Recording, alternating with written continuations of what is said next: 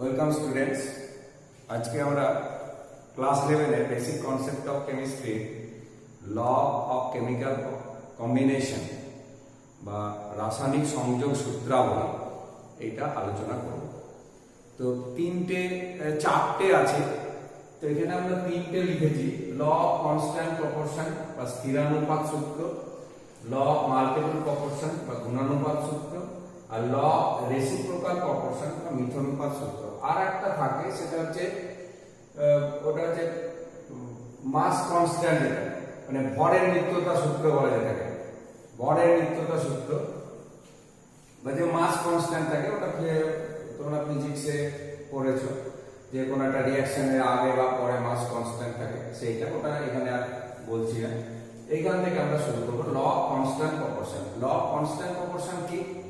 নাম শুনে বুঝতে হবে constant proportion. Suppose water H2O, H2O তে হাইড্রোজেন আর অক্সিজেনের মাস রেশিও কত? হাইড্রোজেন হচ্ছে এখানে 2:, অক্সিজেন 16 অ্যাটমিক ওয়েট হচ্ছে, দ্যাট মিন্স 1:8। তাহলে এই লতে বলছে যে কোনো সোর্স থেকে আমরা ওয়াটার পাই না কেন, যে কোনো সোর্স থেকে ওয়াটার পাই না কেন, ওই হাইড্রোজেন আর অক্সিজেনের মাস রেশিও অলওয়েজ 1:8 হবে। সে আমরা যে কোনো ওয়াটার, সে ডিস্টিলড ওয়াটার হতে পারে, যে কোনো ওয়াটার, ট্যাপ ওয়াটার হতে পারে, যে কোনো জায়গা, যে কোনো সোর্স থেকে আমরা ওয়াটারটা পাই না কেন, সেখানে হাইড্রোজেন আর অক্সিজেনের মাস রেশিও 1:8 হবে। এরকম যে কোনো কম্পাউন্ড, কার্বন ডাইঅক্সাইড যদি বলি, কার্বন ডাইঅক্সাইডে কার্বন অক্সিজেনের মাস রেশিও কত? কার্বনের হচ্ছে 12 অ্যাটমিক ওয়েট, অক্সিজেন হচ্ছে 16:2, দ্যাট মিন্স এটা হচ্ছে কত? 2 এটা 6 3 8 3:8। তাহলে কার্বন অক্সিজেন 3:8 হবে। তাহলে কার্বন ডাইঅক্সাইড যে কোনো জায়গা থেকে ওটা কোনো কেমিক্যাল রিঅ্যাকশন করে কার্বন ডাইঅক্সাইড পাই না কেন, বা এয়ারের মধ্যে থাকা কার্বন ডাইঅক্সাইড হোক না কেন, যে ফায়ার এক্সটিংগুইশারের ভিতরে সেখান থেকে রিঅ্যাকশনে যে কার্বন ডাইঅক্সাইড বেরোয় সেখানেই হোক না কেন, যে কোনো ভাবে কার্বন ডাইঅক্সাইড যে কোনো সোর্স থেকে কার্বন ডাইঅক্সাইড পাই না কেন, সব ক্ষেত্রে কার্বন অক্সিজেনের মাস রেশিওটা 3:8 হবে। This is law of constant proportion বা স্থিরানুপাত সূত্র। এবার এর যদি অপোজিটটা আমরা বলি, সেটা কিন্তু সবসময় ঠিক নয়। অপোজিট বলতে কি, যে যদি এই রেশিওতে আমরা মিশিয়ে দিই, যে যেমন একটা एग्जांपल বলছি, যেমন অ্যাসিটিলিন C2H2, এখানে কার্বন হাইড্রোজেন কত হবে? কার্বন হচ্ছে 2 × 12:2, হাইড্রোজেন এখানে 2, তার মানে 12:1। বেনজিন যদি হয় C6H6, তাহলে কত হবে? Carbon hydrogen 6 × 12:6, that means 12:1। তাহলে দুটোতে রেশিওটা একই, 12:1। কার্বন হাইড্রোজেনের মাস রেশিও 12:1। কিন্তু এবার আমরা যদি 12:1 এই রেশিওতে কার্বন আর হাইড্রোজেনকে মিক্স করে দিই, তাহলে কখনো আমরা অ্যাসিটিলিন পেতে পারি, কখনো বেনজিন পেতে পারি। তাহলে কখনো একটা পার্টিকুলার কোনো একটা কম্পাউন্ড পাচ্ছি না। তাই এটা অপোজিট যেটা লটা, যে একটা কনস্ট্যান্ট প্রপোর্শনে যদি দুটো এলিমেন্টকে আমরা রিঅ্যাক্ট করি, তাহলে সব সময় একই কম্পাউন্ড পাবো না। এরকম এই যেমন এখানে বললাম যে 12 গ্রাম কার্বনের সঙ্গে 1 গ্রাম হাইড্রোজেন যদি রিঅ্যাকশন করা হয়, তাহলে এখানে ইথিলিন অ্যাসিটিলিন নিয়ে পাবো, তার কোনো মানে নেই, বেনজিনও পেতে পারি। তার মানে এর অপোজিট যে ল, সেটা সব সময় ঠিক হয় না। নেক্সট হচ্ছে আমাদের law of multiple proportion. Multiple proportion সেটা কি রকম? যখন দুটো এলিমেন্ট কম্বাইন করে অনেকগুলো কম্পাউন্ড তৈরি করে। একটা एग्जांपल বলে, एग्जांपल দিয়ে জিনিসগুলো ভালো বুঝবে তোমরা। 2 নম্বরে সেটা যে কার্বন আর অক্সিজেন কম্বাইন করে কি তৈরি করে? কার্বন ডাইঅক্সাইড তৈরি করতে পারে, আবার কার্বন মনোক্সাইড তৈরি করতে পারে। তাহলে এখানে কার্বন অক্সিজেন কত? কার্বন হচ্ছে 12, এটা 16:2, দ্যাট মিন্স 3:8। কার্বন মনোক্সাইডে কার্বন অক্সিজেন 12:16, দ্যাট মিন্স 3:4। তাহলে এই দুটোতে কার্বনের ফিক্সড মাস 3 গ্রামের সঙ্গে এখানে অক্সিজেন কত গ্রাম আছে? 8 গ্রাম। এখানে অক্সিজেন কত আছে? 4 গ্রাম। তাহলে 8:4, দ্যাট ইজ 2:1। তাহলে এটা হচ্ছে একটা সিম্পল রেশিও, একটা সিম্পল রেশিও হবে। এটা হচ্ছে সরল অনুপাত, সরল অনুপাত। তাহলে এইখানে এই লটাতে কি বলছে যে যখন দুটো এলিমেন্ট কার্বন আর অক্সিজেন, যেমন এক্সাম্পল দুটো এলিমেন্ট অনেকগুলো কম্পাউন্ড করছে, তাই এখানে কার্বন আর অক্সিজেনের দুটো কম্পাউন্ড আমরা নিলাম, carbon die oxide, carbon monoxide.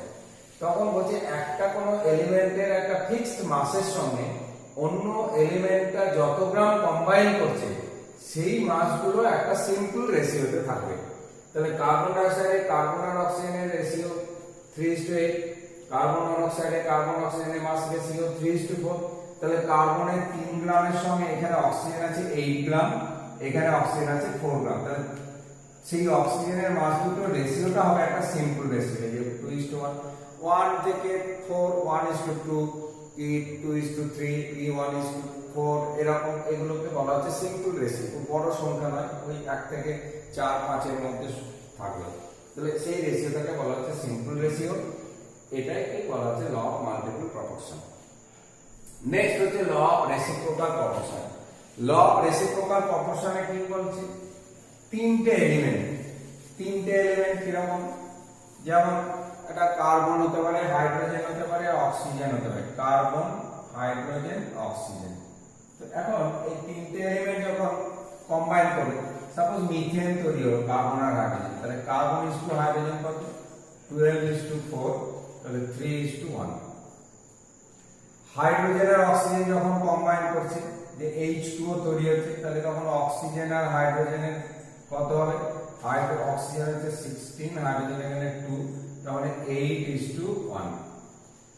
তাহলে কার্বন আর হাইড্রোজেন কম্বাইন করে মিথেন তৈরি করছে, তখন কার্বন আর হাইড্রোজেনের রেশিওটা হচ্ছে মাস রেশিও 3:1। ওয়াটারে হচ্ছে অক্সিজেন আর হাইড্রোজেনের রেশিও হচ্ছে 8:1। তাহলে এই দুটো কম্পাউন্ডে এখানে 1 গ্রাম হাইড্রোজেনের সঙ্গে 3 গ্রাম কার্বন কম্বাইন করেছে, আর এখানে 1 গ্রাম হাইড্রোজেনের সঙ্গে 8 গ্রাম অক্সিজেন কম্বাইন করেছে। এখন এই অক্সিজেন আর কার্বন যখন কম্বাইন করবে, করে কার্বন ডাই অক্সাইড তৈরি করলো, তাহলে তখন কার্বন আর হাইড্রোজেনের রেশিওটা কত হবে, কার্বন এখানে 12, অক্সিজেন হচ্ছে কত 16:2, দ্যাট মিন্স 3:8। তাহলে এই যে এখানে পেয়েছি আমরা, এই দুটো থেকে কি পাচ্ছি, এখানে কার্বন 3, অক্সিজেন 8, এই কার্বন ডাই অক্সাইডেও সেই 3:8 এই রেশিওতে পেতে পারি, অথবা এর কোনো মাল্টিপল বা সাব মাল্টিপল হতে পারে।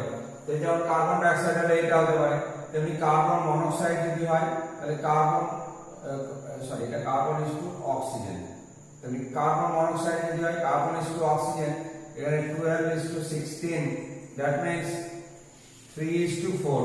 তাহলে 3:4 মানে কি, এটা অ্যাকচুয়ালি এটা 3:, আমরা এরকম লিখতো 8:½ এরকম সাব মাল্টিপল হতে পারে, 2 দিয়ে ভাগ করে কোন একটাকে। তাহলে এই ধরনের রেশিও চলে আসবে। তাহলে কি হলো, এখানে তিনটে এলিমেন্ট কম্বাইন করছে, তখন কোনো একটা এলিমেন্ট যখন অন্য দুটোর সঙ্গে কম্বাইন করছে, যেমন এখানে হাইড্রোজেন কার্বনের সঙ্গে কম্বাইন করে মিথেন তৈরি করছে, হাইড্রোজেন অক্সিজেনের সঙ্গে কম্বাইন করে ওয়াটার করছে, তখন হাইড্রোজেনের একটা ফিক্সড 1 গ্রাম হাইড্রোজেনের সঙ্গে 3 গ্রাম কার্বন, 1 গ্রাম হাইড্রোজেনের সঙ্গে 8 গ্রাম অক্সিজেন কম্বাইন করছে। এখন বলা হচ্ছে এই ফিক্সড মাস অফ হাইড্রোজেনের সঙ্গে যতটা কার্বন যতটা অক্সিজেন কম্বাইন করছে, কার্বন আর অক্সিজেন নিজেদের মধ্যে কম্বাইন করে যখন কম্পাউন্ড করবে, তখন সেই রেশিওতে করবে, বা তার কোনো মাল্টিপল বা সাব মাল্টিপল হবে। যেমন কার্বন ডাই অক্সাইড হলে ঠিক 3:8 এই রেশিওতেই হচ্ছে, কার্বন মনোক্সাইড হলে এখানে একটা সাব মাল্টিপল 2 দিয়ে ভাগ করতে হবে, বা কাউকে 2 দিয়ে গুণ করতে হতে পারে, সেরকম হতে পারে। এটাকেই বলা হচ্ছে ল অফ রেসিপ্রোকাল প্রপোর্শন বা মিথনুপাত সূত্র। তো এই তিনটে ল তোমাদের পড়তে হবে, বই থেকে ডেফিনিশন গুলো পড়বে, এক্সাম্পল যেগুলো বললাম এই এক্সাম্পল গুলো একটা করে মনে থাকলেই হবে। তো এইটা গেল আমাদের ল গুলো যে তিনটে বললাম কেমিক্যাল কম্বিনেশনে। নেক্সট আমরা অন্য একটা টপিকে চলে আসব, সেটা হচ্ছে atomic mass unit. Atomic mass unit AMU।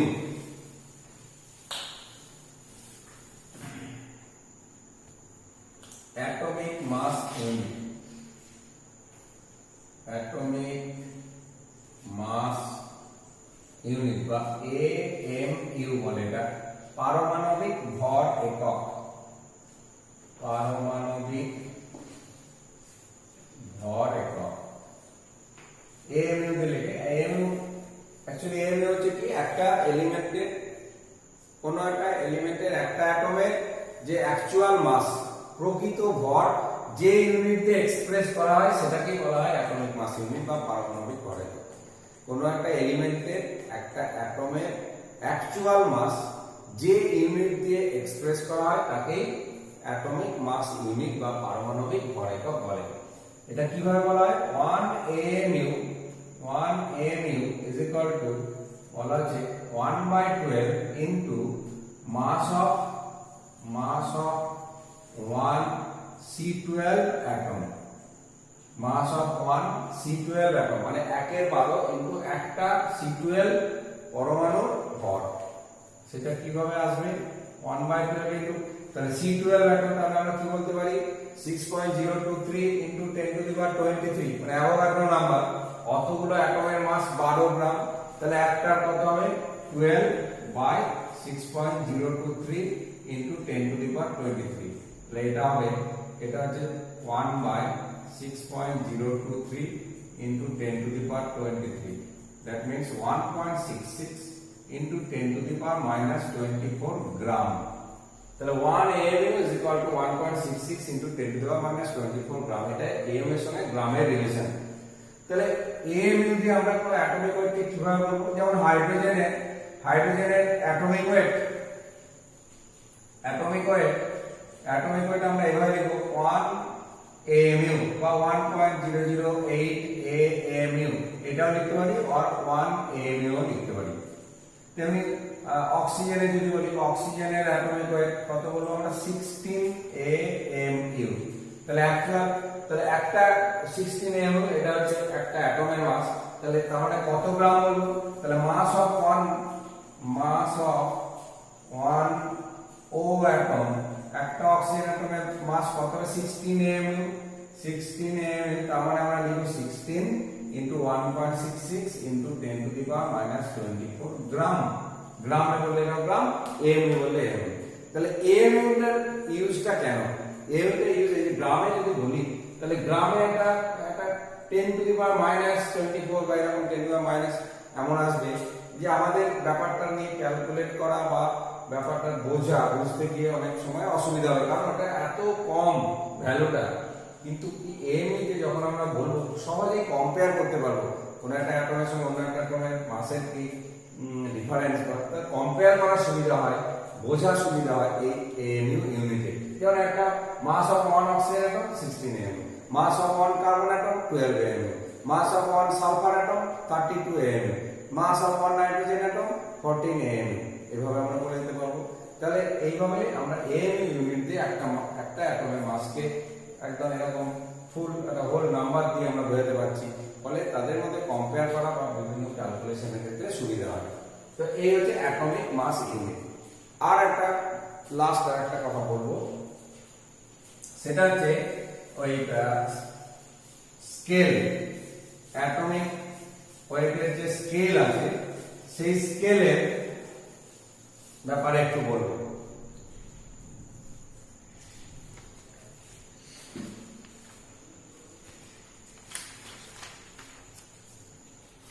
স্কেলটা লেখো যে atomic weight, scale of atomic weight,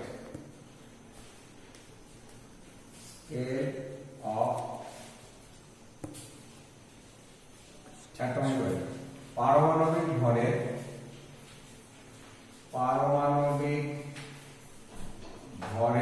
scale, পারমাণবিক ভরের স্কেল, স্কেল অফ অ্যাটমিক ওয়েট। এটা দুটো আছে, একটাকে বলে কেমিক্যাল স্কেল বা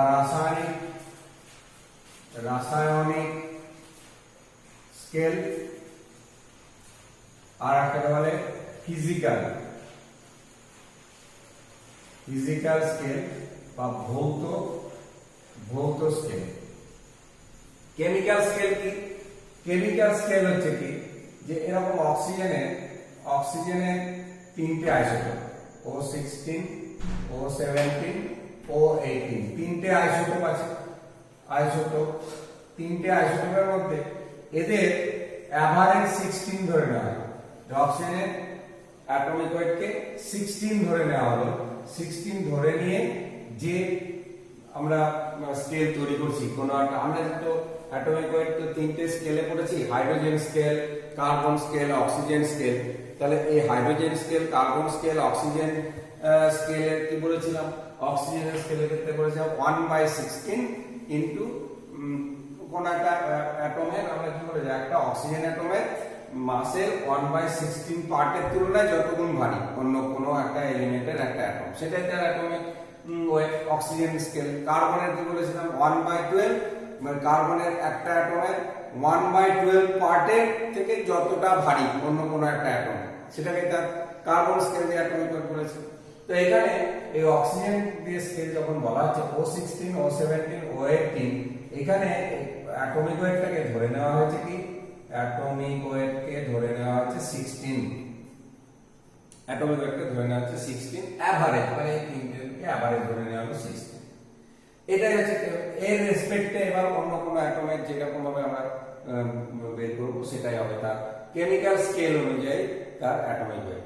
আর ফিজিক্যাল স্কেল অনুযায়ী কি, ফিজিক্যাল স্কেল অনুযায়ী O16 আইসোটোপের মাসটাকে এটাকে 16 ধরা আছে, শুধু O16 টাকে ধরা হয়েছে, O17 বা O18 কে ধরা হয়নি। তাই O16 আইসোটোপের মাসকে 16 ধরে নিয়ে যে স্কেল তৈরি করা হচ্ছে সেটাই হচ্ছে তার অক্সিজেনের মানে অক্সিজেনের রেসপেক্টে আমরা যে স্কেল তৈরি করি সেটাকে বলা হচ্ছে তার ফিজিক্যাল স্কেল বা ভৌত স্কেল। এখন এই O16 কে 16 ধরার ফলে অক্সিজেনের অ্যাটমিক ওয়েট হবে 16.00447, 16.00447, এটাই হবে অ্যাটমিক ওয়েট কার অক্সিজেনের। এটা হবে কেন, এটা হবে তার কারণ O16 টাকে আমরা ধরেছি, কিন্তু ও তো O17, O18 এই আইসোটোপের একটা মিক্সচার, এয়ারে যে অক্সিজেন আছে তাতে হয়তো এটা 99% আছে, 98% আছে, বাকি এই দুটো মিলে সব মিলে 100%। তাহলে এরা তো কিছু কিছু আছে, ফলে দেখা যায় এই O16 টাকে যদি 16 ধরি তাহলে এরা যখন থাকছে তাহলে এটা বেড়ে গেল, তাই 16.00447 এটা হবে অ্যাটমিক ওয়েট কার রেসপেক্টে, এই ফিজিক্যাল স্কেলের আমরা ধরে নেব অক্সিজেনের অ্যাটমিক ওয়েট হচ্ছে 16.00447। এবার এর রেসপেক্টে অন্য কোনো এলিমেন্টের যা অ্যাটমিক ওয়েট হবে সেটাকে আমরা বলবো তার অ্যাটমিক ওয়েট ফিজিক্যাল স্কেল অনুযায়ী। এখন আমরা এটা যেটা পাচ্ছি যে একটা কেমিক্যাল স্কেল আমরা এরকম লিখতে পারি, কেমিক্যাল স্কেল সেখানে 16 unit is equal to 16.00447 unit in physical scale. তাহলে ওখানে যে 16 সেটা ফিজিক্যাল স্কেলে এটা 16.00447, তাহলে 1 ইউনিট is equal to কত হবে 16.00447 by 16, এটা is equal to কত হবে 1.00027, 1.0002794 এইটা আসবে।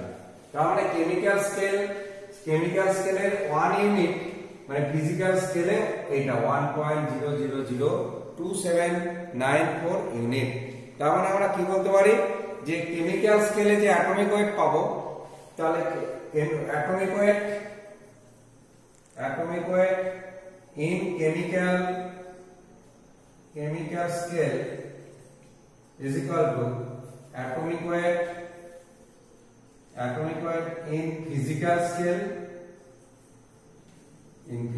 scale by 1.0002794, এইটা আমরা লিখতে পারি। তাহলে atomic weight in chemical scale সেটা atomic weight in physical scale বা এটা, তার মানে কেমিক্যাল স্কেলে যদি আমরা মাপি তাহলে তার যে কোনো এলিমেন্টের অ্যাটমিক ওয়েট কিছু কম হবে ফিজিক্যাল স্কেলের তুলনায়। তো এই হচ্ছে অ্যাটমিক ওয়েটের দুটো স্কেল। এটা একটু বই থেকে দেখে নেবে, এটা থেকে খুব বেশি কিছু কোশ্চেন আসে না, জাস্ট এই দুটো ব্যাপারটা কি একটু বুঝে নেবে তাহলেই হবে। তো আজকে এইটুকুই থাকলো, থ্যাংক ইউ।